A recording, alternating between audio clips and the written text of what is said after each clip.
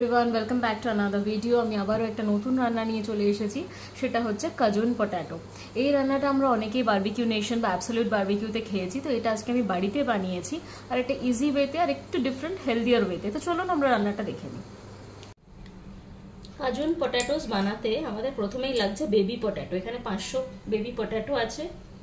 সসটা বানাতে আমাদের লাগছে 3টে কাঁচা লঙ্কা, 9 থেকে 10 কোয়া রসুন, অল্প চিলি ফ্লেক্স, 100 মতন পনির, বড় চামচে 3 চামচ টক দই, আর গার্নিশিং এর জন্য লাগছে কুচনো পেঁয়াজ। এটা একটা বড় সাইজের পেঁয়াজ কুচনো আছে।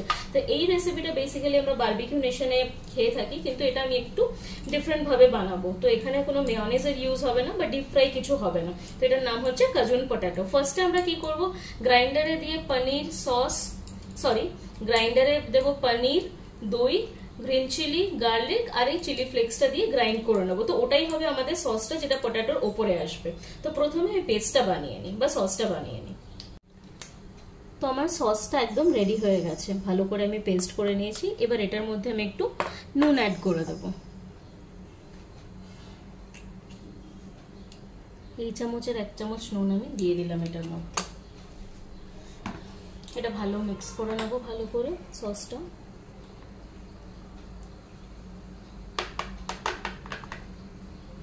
এবার নেক্সট যেটা আমাকে করতে হবে সেটা হচ্ছে এই আলুগুলো বানানো। এটা কিভাবে নেব, এই আলুগুলো সেদ্ধ করে, এটা খোসা শুদ্ধই সেদ্ধ করতে হবে, আর এটাকে ভালো করে জল যাতে না থাকে শুকিয়ে নিতে হবে। জাস্ট হাত দিয়ে এরকম করে প্রেস করে দিতে হবে, ঠিক এইভাবে। এরকম ভাবে একে একে আমি সব আলুগুলো প্রেস করে নেব। এরকম ভাবে প্রেস করে দিতে হবে। তো প্রত্যেকটা আলুকে আমি এভাবে হাতের সাহায্যে একবার করে প্রেস করে নিয়েছি। এবার এটাতে একটু নুন আর পেরি পেরি মশলা আমি স্প্রিঙ্কল করে দেব। এটাতে আমি অল্প একটু নুন স্প্রিঙ্কল করে দিচ্ছি।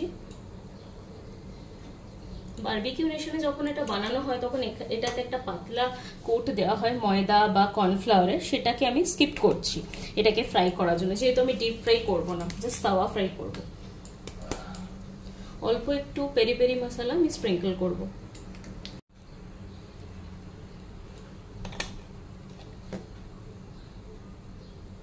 পেরি পেরি মশলাটা আমি দিয়ে দিলাম। এবার এটাকে একটা ভালো করে মিক্স করে নেব। তাওয়াটা আমার গরম হয়ে গেছে। এবার অল্প একটু সাদা তেল দেব। আপনারা চাইলে বাটার, ঘি, যে কোনো কিছু ইউজ করতে পারেন। এখানে আমি অল্প একটু সাদা তেল দিচ্ছি,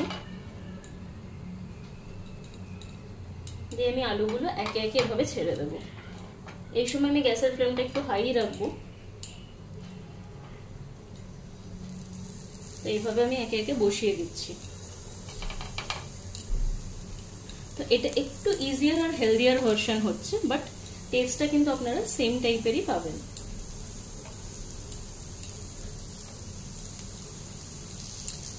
তো গ্যাসের ফ্লেমটা একটু হাই রেখে আমি এটাকে করব, যেহেতু আলু আমার অলরেডি বয়েল হয়ে গেছে।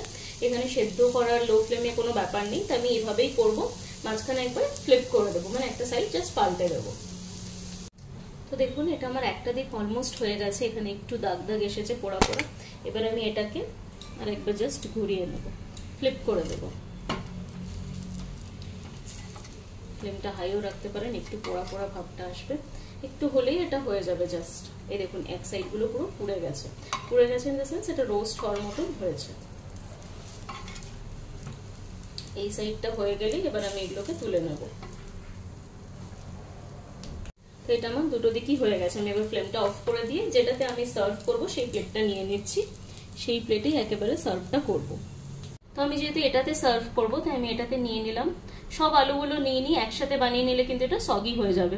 প্রথমে ওপর থেকে সসটা দিয়ে দেব। সবগুলোর ওপর ইন্ডিভিজুয়ালি আমি এখানে সসটা দিয়ে দিচ্ছি।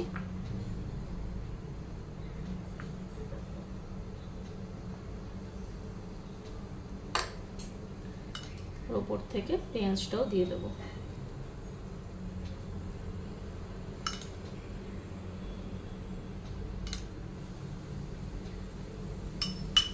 তাহলে হয়ে গেল রেডি আমার healthier version of Cajun potato.